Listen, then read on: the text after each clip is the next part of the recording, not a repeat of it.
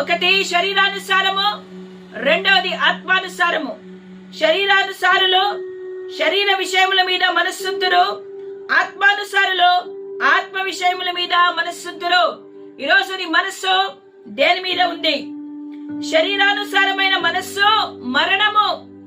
గుర్తు పెట్టుకోండి, నువ్వు శరీరాన్ని అనుసరించి నడుచుకున్నట్టయితే, శరీరాన్ని సంబంధించి నువ్వు నడుచుకున్నట్టయితే, శరీర క్రియలు నీలో ఉన్నట్టయితే అది మరణమే.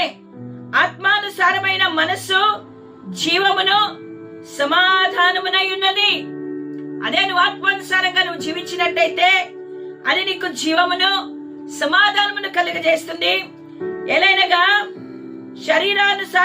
ఎలైనగా శరీరానుసారమైన మనస్సు దేవునికి విరోధమై ఉన్నది.